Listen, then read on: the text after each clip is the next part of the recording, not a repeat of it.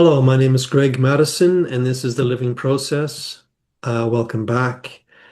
I'm really happy to say that this time my guest is Christiane Geiser. Christiane is very well known in the person-centered world and the focusing world in Switzerland, Europe, and internationally. She was there kind of at the beginning as the community and the understanding of focusing was developing. And she talks a little bit about some of those early years and the way that they tried to teach themselves focusing, as well as starting to teach other therapists focusing, kind of what's important to her in the way of teaching focusing. We talk a little bit about the structure bound process, which some of her work describes.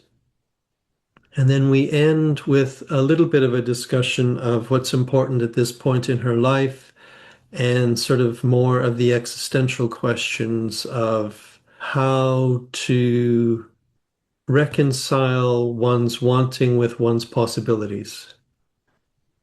Yeah, so I really enjoyed the conversation. I hope you do too.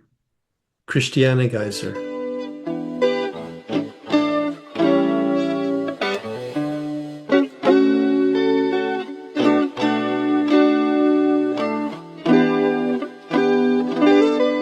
Welcome back. I'm very pleased that today I have Christiane Geiser as my guest. You're very well known in the focusing world. You've been a part of focusing for a very long time, and person-centered therapy, and focusing-oriented therapy, and teaching, and the coordinator community. So a lot of people will know you. But I like to start by asking just how did you get into focusing? How did you find out about Gendlin or yeah, what brought you into this community? Yes, I anticipated, of course, as a listener to your podcast, this question. Hello, Greg. Hi. Finally. Yeah, lovely to be here with you. Okay, so I will start. I was thinking during the last week, where was the beginning, you know? Hmm. And I think it's not one beginning, it's a kind of process to meet focusing for the first time, and then how it went on and on and on until now. Yeah. But the very beginning was around 1980, long ago, Okay. when my then partner, Ernst Jufli, later my husband, and Johannes Wilczko from Austria, or Munich then, met for the first time, and they planned to do a training together. As in the training institute my husband ran at this time, there was no person-centered person for the training. Hmm. They were body therapists or analytically with an analytic background. And then they met and they talked to each other, and then they thought, oh, let's do it together.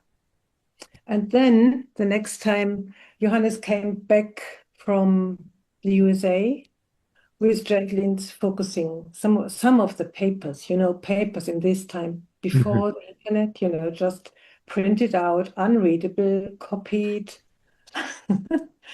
and told us that this is something fascinating he wanted to include in this training. And from then on, we had around 10 years kind of working friendship, the three of us, and over time there were more people. And what we did, and this is interesting, as I didn't learn focusing as a, ready thing. I Hmm. put it into something I knew. We discovered it in a way together. And I had then had a person-centered training with focusing included. And what we did all the time in the next years was a mixture of reading, trying to understand, making partnership focusing together. Hmm. The two of us, the three of us, thinking about it afterwards, discussing, not understanding, reading, for, all the circle of understanding, reading, trying out, making experiments, translating was a beginning of translating. And this kind of togetherness in Mhm. finding out something new Mhm. is for me, when I think back, the most Mhm. important thing around all this focusing. Mhm. Is until now, we did it in various groups of people and colleagues. It was always this finding out together, trying out, thinking about it, Mhm.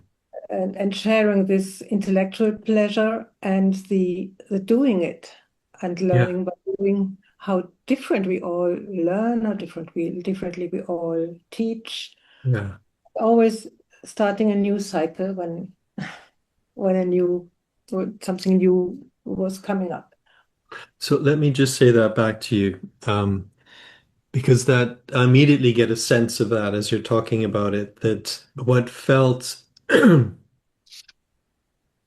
special, perhaps, in the way that you learned focusing was it's not like you went to a workshop and someone taught you how to focus. You had the papers, and together in your small group originally, you became your own teachers and you kept going back and forth between the text and the practice and sort of what worked, what didn't work. That Mhm. sounds exciting. Yes, it's exactly this, Mhm. becoming our own teachers. Yeah. Yeah. We had some texts, we Hmm. had ourselves, we had this practice, we had this theory, and we Hmm. tried to bring it together. Hmm. And then after after some years, we tried to teach it Hmm. to colleagues, to other, yeah, to give it away, the part we understood so far. Yeah. And then we tried to develop it further while teaching it. So obviously you were getting something that felt worth sharing. Mhm. I'm curious, what were you discovering in that process?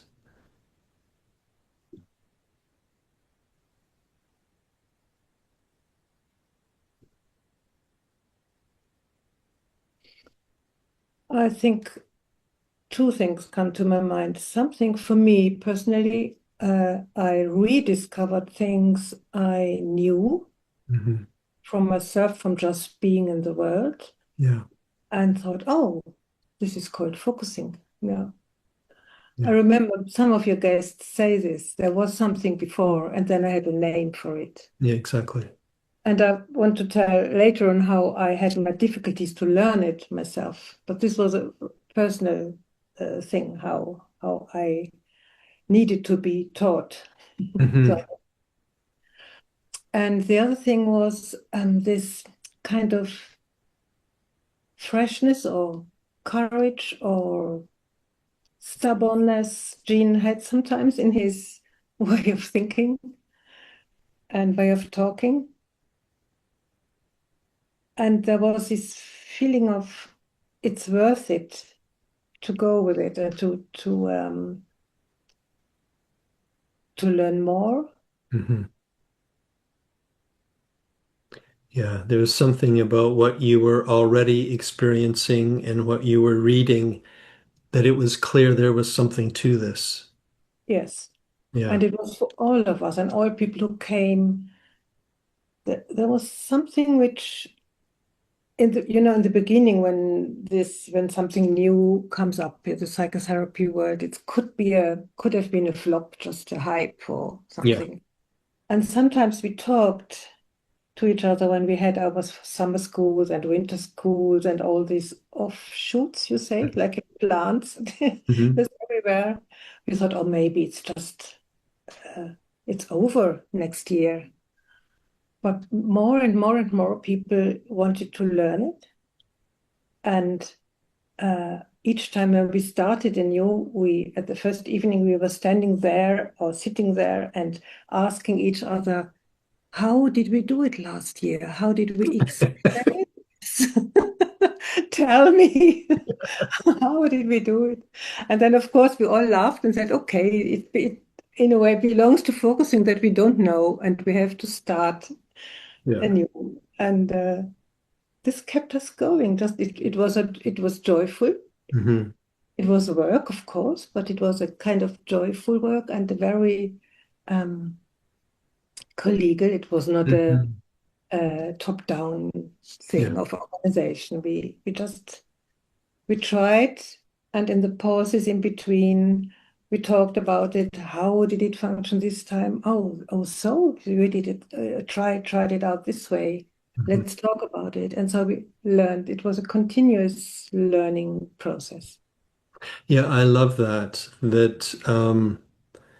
you weren't trying to repeat something that you had seen. It was this constant discovery. Yes, Yeah, yes. that sounds great. So you started to spread it, people started to get interested. And Mhm. this was within the person-centered community, so it was therapists or Yes, in a way, it's mainly it was Johannes who was together with Agnes then, Agnes Wild and Friedhelm Köhne. The three of them were the first coordinators. Mhm. They did most of the whole organization, and then over time we did it together, and then we made our own things. It was a long history, but it was always trying out, finding new ways. Yeah. And the organizational stuff was not so important. Yeah. In the beginning, of course, when it came to official trainings, we had to think about a training structure. Hmm. But in a way, we did this together until now. There's a network Hmm. thinking every year, should we go on like we did it last year, or should we change something? Hmm. And so it stays fresh. Yeah. So Mm. that the experimental nature of it continues. Yes, Yeah. Yeah, yes. that's nice. Mhm. Um, I'm curious, you said that you, and I think I read a little bit about this, that you didn't say it this way, but the way that I was thinking was that you found you had to teach people how to teach you focus. Yes, yes, yes. When I learned it as part of my person-centered training, I found it so easy to be a companion in the search for other people. I just had to listen. I just had to re- say back or ask, and the process was so smoothly going that I thought, oh, okay. But when I tried it myself, it was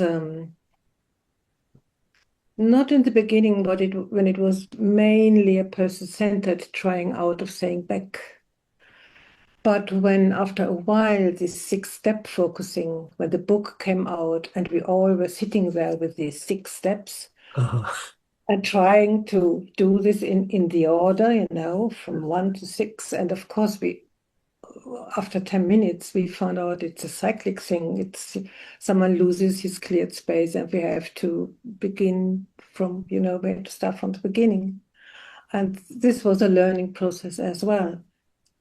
But then I think there was some routine coming in, and uh, many people react. And of course, Jean showed us how to do it when he always, or in all his videos, he says something like, go inside, go deep down into your body, go down there.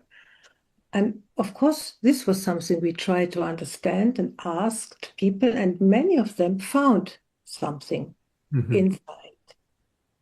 There's then the whole question of inside, outside, all these philosophical things. But in a practical way, I never found something. And people came out from in there with pictures, with feelings, with, I don't know, with mhm, clear things. mhm, And I stayed in a kind of vagueness and didn't find a way out. It wasn't clearer Hmm. afterwards. It was this nothing which stayed with me for a long time, for I think 2 years. I thought, okay, I understand it in a way, but it's nothing that I can use for my own Hmm. development. And then a colleague, not a trainer, not a therapist, we did it, of course, between us. When he tried again, and I said, it's just nothing, with this maybe gesture. Hmm. He said, oh, that's interesting. What is this nothing like? And I remember it's such a long distance, but I immediately remember this kind of shock, this as in a positive way, this kind of enlightenment for, aha, you can ask a nothing what it is. Of course, I knew things about it. I could explain it. I could talk about it endlessly, as it was a kind of home for me. This vague feeling, and then it's a kind of asking. It's a kind of doing this little small thing of pointing to something. Yeah. And in English, you can say this nice thing of making nothing to something, Yeah. Yeah. Yeah. Exactly. This, I think, this, of course, I know something about this. Yeah. Nothing. I knew how that even I could do focusing. It's interesting to me that you persevered for a couple of years, even though in your own focusing it felt like it didn't go anywhere. Yeah.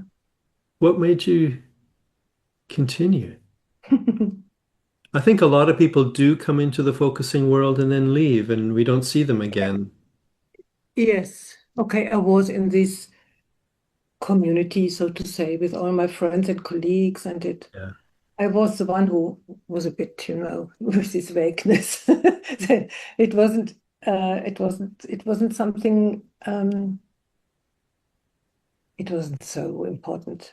But for me, it stayed, what is a Rätsel, a question, something. Question. Yeah. Yes, I didn't understand. Yeah. And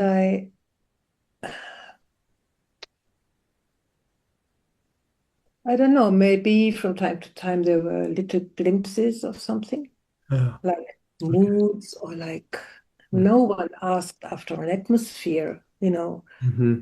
Someone had asked me, I could have answered the question. Mm-hmm. So it Yeah. was just nothing, but it was not the things I waited for or other Yes. people had, and Yeah. Yeah. didn't find my own way then. Yeah. But of course, this was no question to go away. I wanted to stay with this interesting whole. Yes. Yeah. It's interesting that your colleague's invitation to notice it as though it was something worth noticing. Exactly. That was enough for you to begin Yes. to, yeah. Yeah. That's From interesting. then on, it was clear, and it taught me a lot about how differently people learn and how Yes. differently people dwell in their, how they are with themselves or in the world, Mm-hmm. and how you can ask for this, that it's really there. Mm-hmm. Mm. Mm-hmm. So I'm wondering about the integration of it into the person-centered training. If it required sort of being able to go back and forth between something that was more than just focusing and incorporating focusing moments, or how did you end up sort of teaching it so that it had that flavor of person-centered? It's interesting to think about it as a flavor, but for me or for us, the person-centered um, approach Mhm. was the, don't know, bigger one. Yeah, It was so the clear foundation. that we read everything Rogers had written and that we talked about it and that we learned how to Yeah. be with people in this way. And we learned about the attitudes and all these things. Yes. And then focusing was just a little something more, you know, Okay. that like they found out about both of them when they worked together in Chicago, when they listened to these not tapes, but these glass plates, whatever they had, where they could listen to it afterwards. And they listened to people who had a normal person-centered session, you Mhm. know, in the center there in Chicago. And then they stopped talking, and then they did something nobody knew what they were doing inside, and they came out with a new word or a new phrase Mhm. and then said, no, it's not like this. You know, all this we can read when we in this chapter 7 of Roger's book. And the people writing and talking about it afterwards said, what are they doing? They are doing something. Mhm. And then came out with, in the end, came up with, yes, that's exactly that. And how did they find it? And so this kind of it's not only the therapist's attitude and the activity of saying back, Mhm. and the activity of asking and staying with in the client's word after every step. There must have been something more, and then the research about it was Gendlin's thing to find out. They are doing this, staying with something Mhm. and waiting for something, activities. Yeah. And then maybe we can teach them. And then after it was a very successful thing to teach them, of course, they found out, or they had the idea, Rogers and Gendlin, that they can teach this to all people, you know. And I think you remember there's a little video from, I think, 1986, where the very young Gendlin is enthusiastically describing how they did these trainings Mhm. period, first listening, then saying back a week long, and then they wanted to give it away, you Yeah. know. Giving therapy away was a political act then. Mhm. Did you have that same interest when you were developing it, of giving it away and somehow? Yes, I wouldn't say giving it away, which in this time they wanted to take it away from the, I don't know, psychiatrist or the things in Mhm. the time in the 1950s. When I'm teaching it, I want to enable our students in our institutes, in our training institute, to have the full package so they can use it with whatever patients they have, Mhm. where they work, and to use it for themselves. As I Yeah. think therapists, we use it for ourselves to Yeah. find the resonance or to find a way to name something which is a relational thing between us. Yeah. So it's not giving it away, but to enable people to learn, or that clients can learn for themselves to use it at home. Yes. Yes, and we can use it between us, or we can use it even in running an organization like we did. Hmm. We talked about things like organization or about money, you know, Hmm. and someone raises his or her hand. We all were quiet and asked, okay, go on. And so in exploring this something which made the person raise the hand, new things came up. So we can use it everywhere, Yeah. literally. I'm curious about what feels important to you in your teaching of it, because I feel like there's some particular things you've developed or things that maybe stand out a little bit in the way you teach it. I'm wondering what you would say. Hmm. I think it depends on where I am teaching. When I'm teaching it in the frame of a person-centered experiential training, like in our own institute, Mhm. uh, it's just a part of the, it isn't something which I have to teach specifically over a long time. Okay. I think you can get this little movement rather quickly. The philosophical part is harder to teach, but this is what I am doing with the students in trainings, of course, Mm. to, to grasp a little something of this background philosophy, like um, that we cannot look at us as closed units, that there's always a relationship, or this interaction first principle, or this environment 2 and 3, when you read the process model. Yeah. So breaking the philosophy down that they can understand. I think this is an important part. And with the people who could just come and want to learn focusing, Mhm. um, I ask what they want. I ask the organizers or I ask the networks what they want to learn from me. Getting older, I can ask what from my the things I know. Do you want to have for your group? And sometimes people say there is something. We lost the freshness of it. We ask always the same things, or Mhm. we don't reach people. Some people learn it very quickly, Mhm. and then we lose people. Why? And this is interesting to find out. Yeah. As as I said, people learn so differently, and how to find out exactly what they need to stay. Mhm. It sounds like you're saying two different things. One is why might people leave a training or an opportunity to learn focusing more? And on the other hand, what makes it, you didn't say it this way, but almost degenerate into saying the same things all the time? Or, I mean, it's like something, as you were saying, it's like something fresh in the method, kind of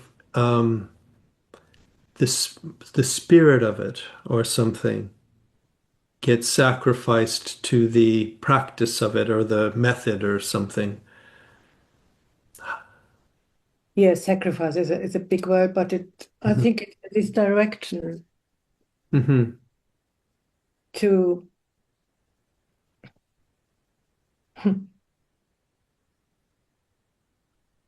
yes, I will tell you an example. It's a confusion with the word body, Okay.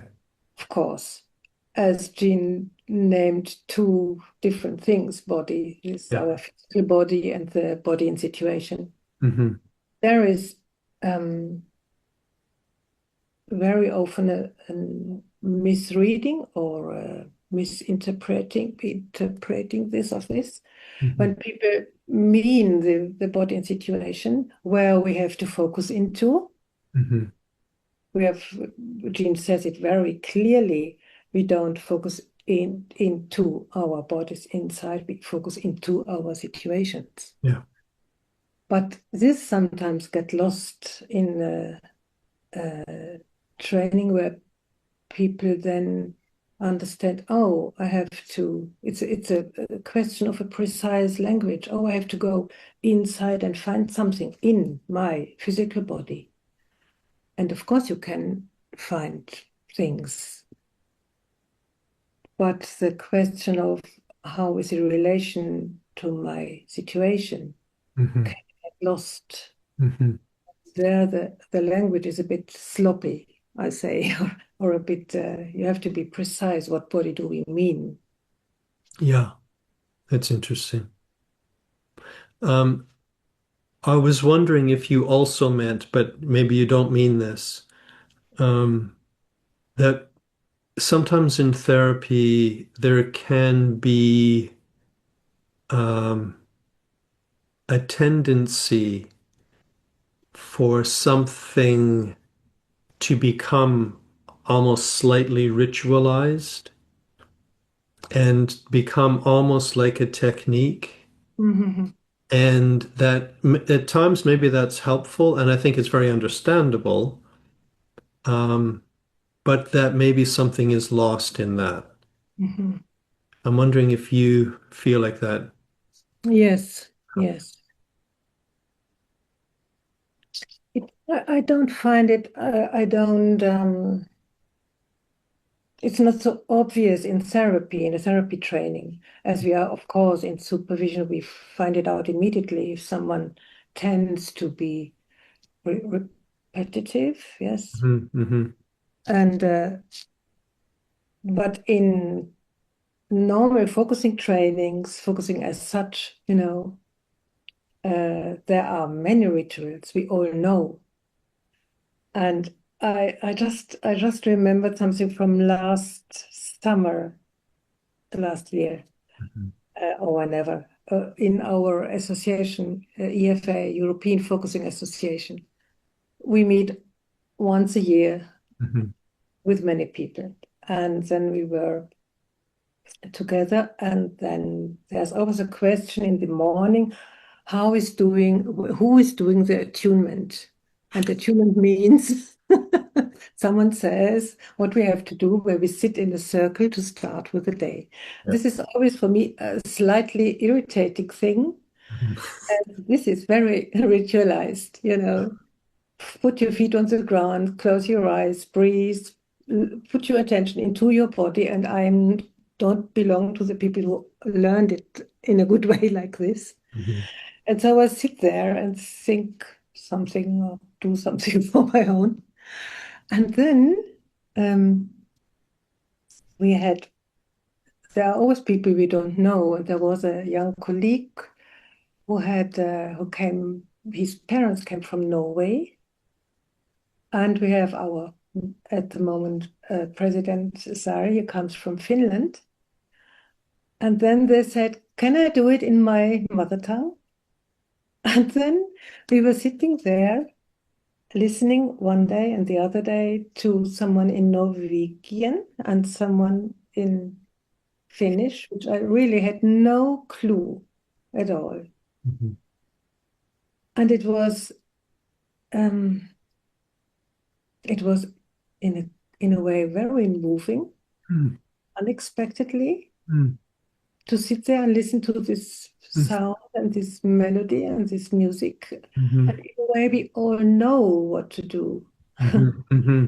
Was it was totally free, Hmm. as in a way. I think what moved me was this feeling of there are people sitting together, preparing for the day Hmm. and preparing for being good colleagues to find out what we will be do together, Hmm. showing each other something or doing something together, and then coming back to the whole group. And we make ourselves ready for Hmm. the day in this way. Yeah. Yeah. And Yeah, you were sensing the situation, it sounds like. exactly, exactly. Yeah. Yes. And Yeah. it was perfect. It was Hmm. more than perfect. It was, Hmm. yeah, it was more than that. There was something more in it. Yeah, I Yeah. can feel that. I don't know exactly why, but it does feel moving. Yeah. Hmm. Yeah, I like that. So it's a little change to a ritual. Hmm. Do it in a language I don't understand. And Hmm. it changes everything. Hmm. Yeah, it lets you be free again Yeah. somehow. Yeah, and let me remember, or it reminded me, what are we doing here? Yeah, And it's specific to be with focusing people.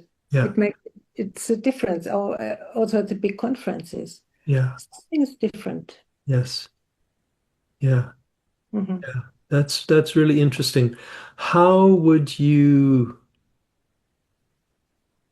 invite someone like in a attunement, something like that?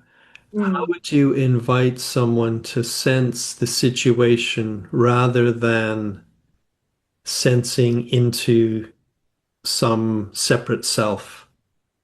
Yes, yes, exactly. I normally don't do it, but when I do it, Yeah. I think I would be very precise with my language. I would say those words as when we sense into the situation we are sitting together here. Hmm. What comes up or something Hmm. neutral, you know. I wouldn't um, use the word body. Yeah. And even with my clients or patients, I'm very careful if I use this word, as there are people who, when they hear the word body, they are just, you Yeah. know. And in a group situation, I think I would use these words. We here as a group Yes. doing this thing together, preparing for the day. Yes. So sort something like notice your sense of us being here together. Yes, exactly, of us being here together. Yeah. Mm. Yeah. No, that makes sense to me. I'm increasingly uncomfortable with the word in Yes. in the body. Mhm. Yeah, exactly. Yeah. Well, Yeah, and this is what I share with Campbell Purton, my colleague who is Wittgenstein, like it was part of my university Mhm. degree in philosophy, and I finished my studies with the late Wittgenstein, and when we found out, Campbell and I, that we both are a little bit picky with language, with this Mhm. inside-outside thing from a Mm. philosophical point of view, it was very relaxing. Yeah. Yeah. Sometimes I say to people, it may work experientially, but it's not a philosophical claim. Yes. And I think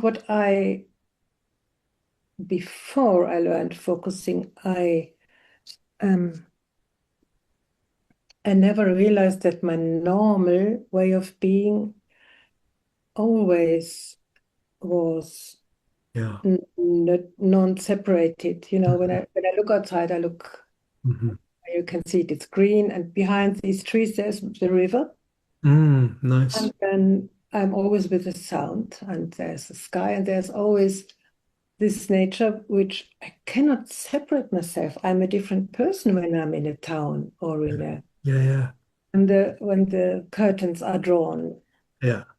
like they were when I grew up in a city. My parents always had these double curtains, and I always wanted to open them to, you know, to be outside, to look outside. And this for me was a normal feeling.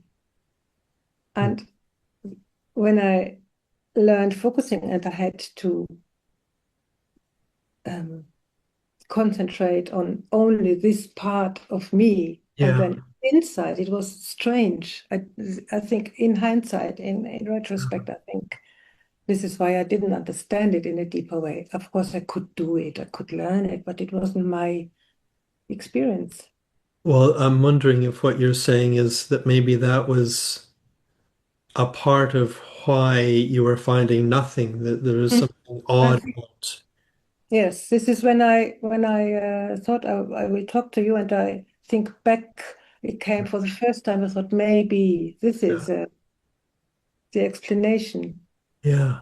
When I think back, why I was so unhappy, I think, but I can understand it. Yeah. Yeah. It makes sense, but in a way, it didn't make sense on a very Yeah. deep level. Yeah. Yeah. Hmm. And Yeah. of course, translating the process model helped, as in a in a philosophical way, the book starts with it, you know, Mhm. Mhm. page, Mhm. there is this body environment. Yeah. And we, as all the things we do, we are reading the process model in a group, in a group of focusing people Mhm. over years, meeting each other and going through the chapters. And then afterwards, Donata and I translated.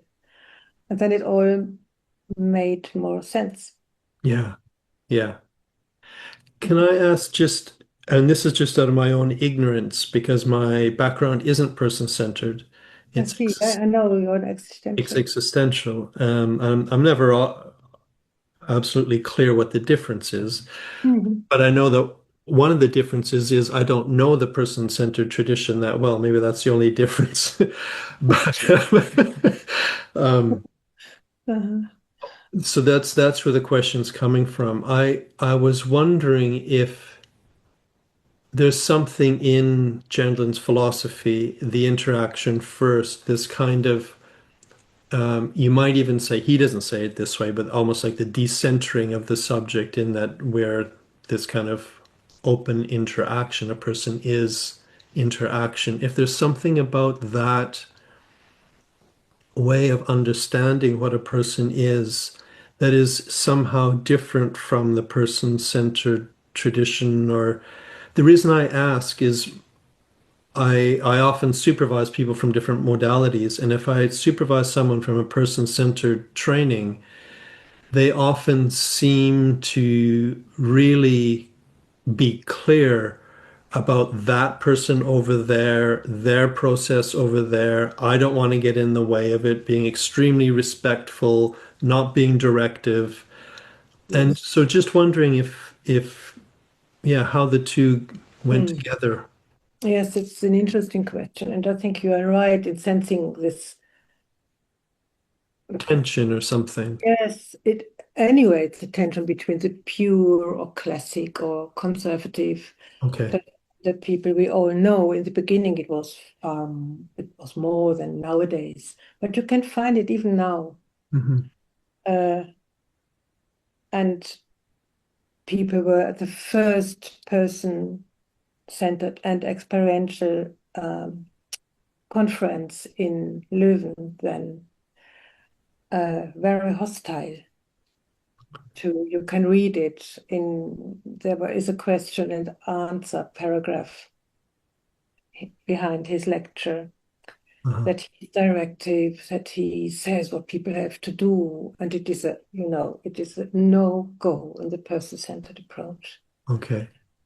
And maybe, I think over the years, it loosens a bit, as of course it's much nearer than people thought. But when you read and when you listen, there is this, I, as a therapist, um, I only go into your world when you let me go. I don't intrude. I don't know what is right for you, of course. But this, in a way, gently only asked in saying back, did you realize what you said? Could you go once again? Mhm. Go back to your argument, to go back to the words you said, or does it cover the whole intricacy of your experiencing? This is philosophically said. Mhm. Question. In a way, it's only this. Mhm. And so there was no need for this split.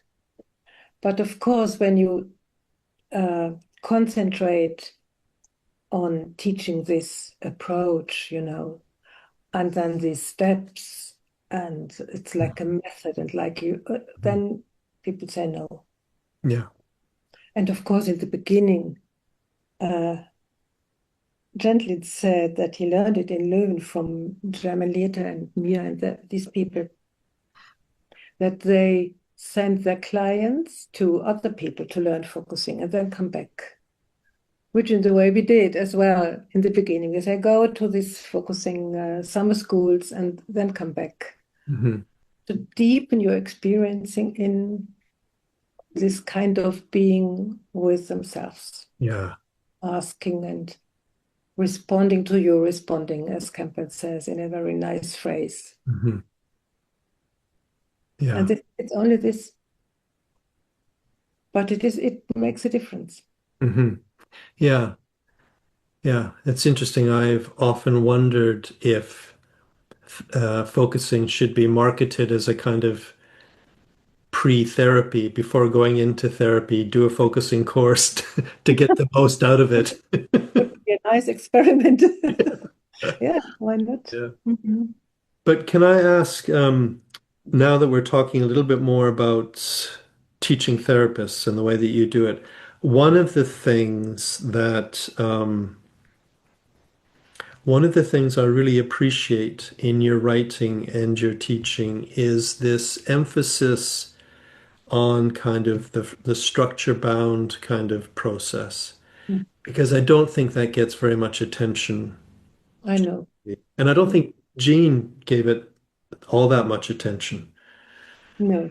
No. So I'm curious sort of how you've developed that, how you understand that. Mhm. He gave it attention some of the very first articles, 1955, Yeah. there is this the word structure bound. Hmm.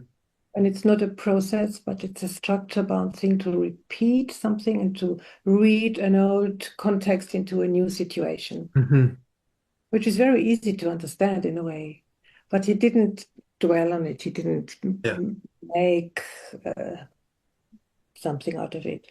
And we did, as we all know from ourselves and from the people around us, how quickly things can get structure bound and how it destroys relationships and makes it difficult to learn or Hmm. to get better in therapy Hmm. or to be a good therapist. We use it, of course, as many of the young people who want to learn to be a therapist get stuck in this, oh, am I doing it right? And Yeah. oh, maybe I'm the one who is responsible when my client fails and all these things. And when they go on repeat, it's really you should do something about it.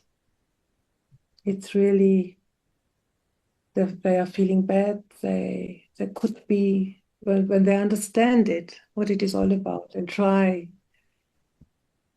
to think about it, feel in a different way with one of us, Hmm. supervisors, therapists. It could be so much better.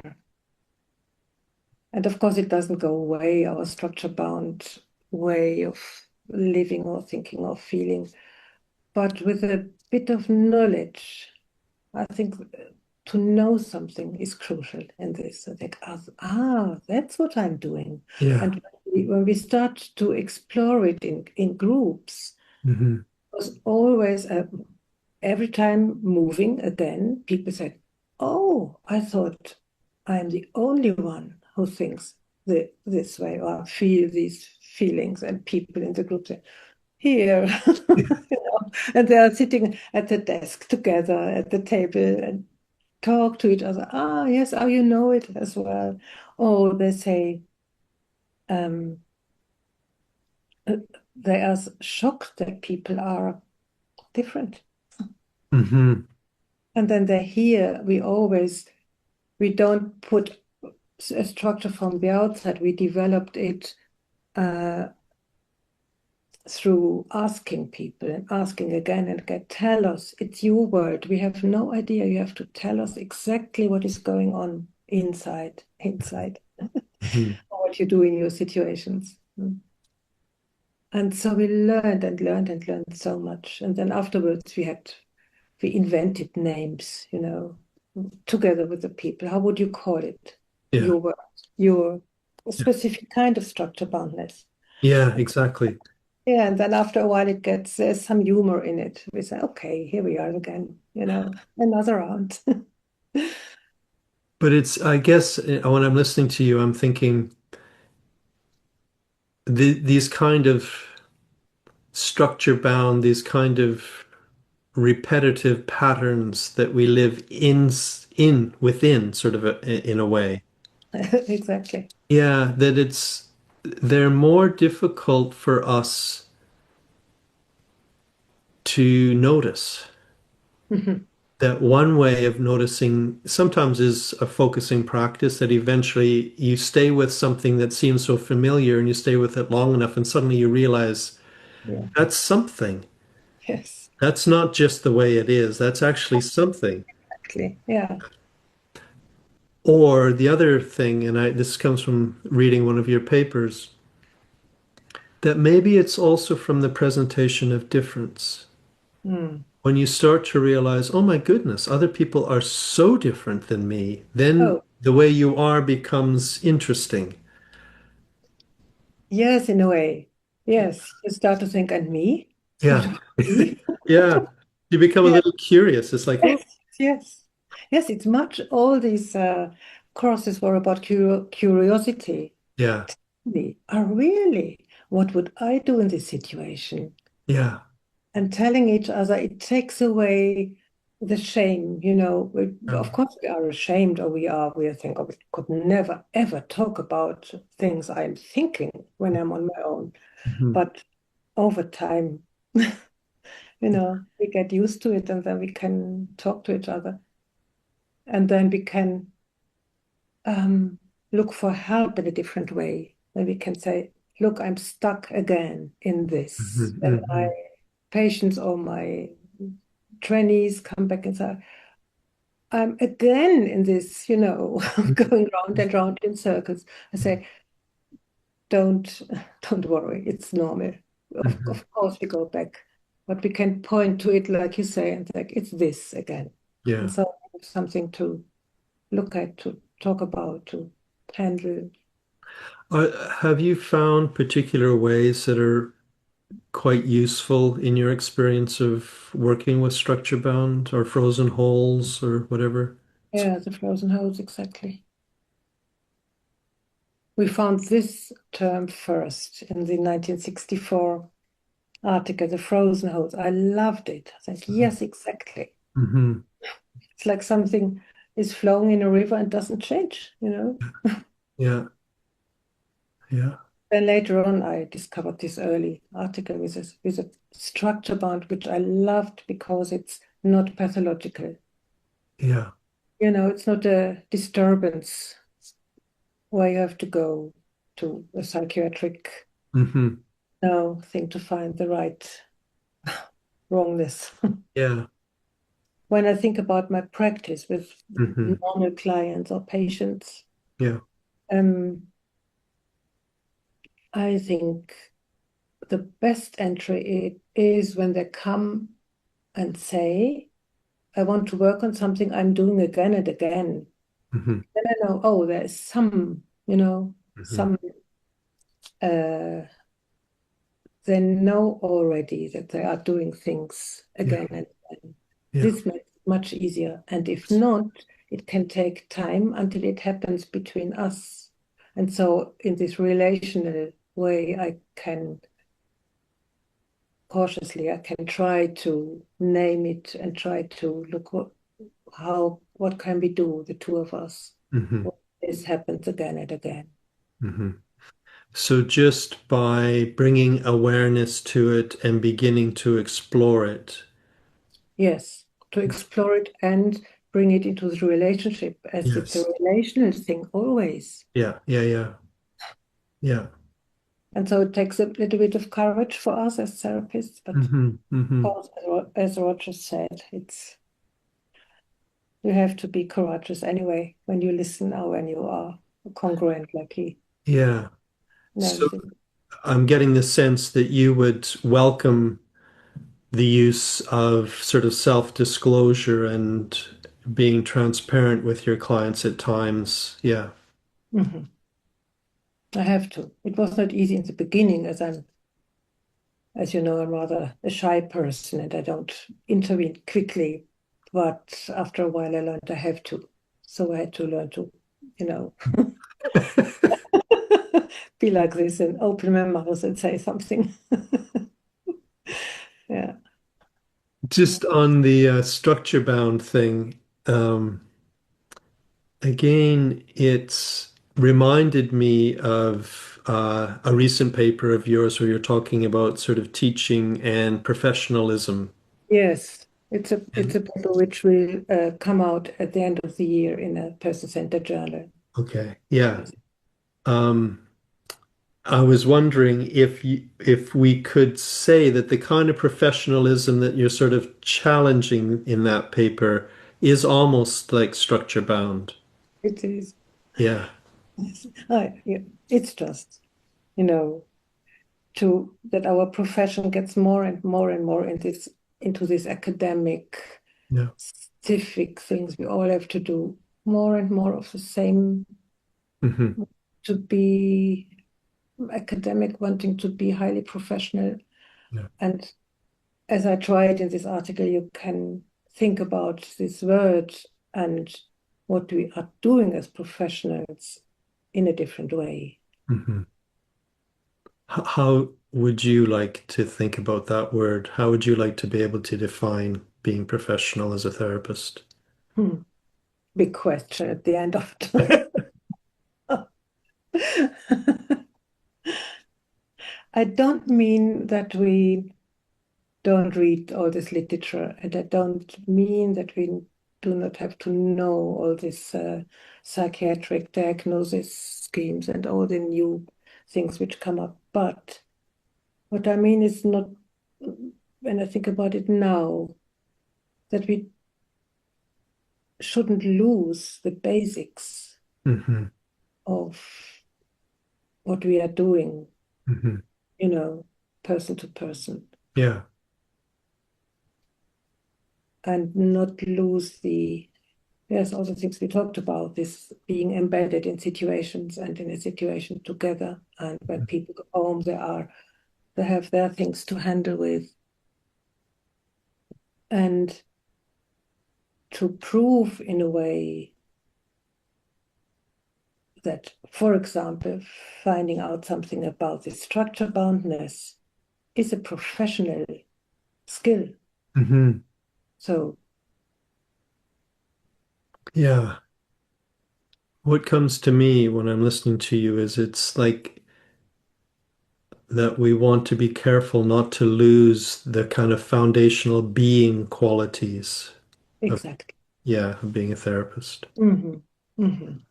I'd like to just ask if there's anything else that kind of you're developing or interested in or passionate about. Another big question. Yeah. Also, but maybe as a first tentative thing to say is when I look outside and I so want to stay here Mm-hmm. as a place where I want to live and getting older.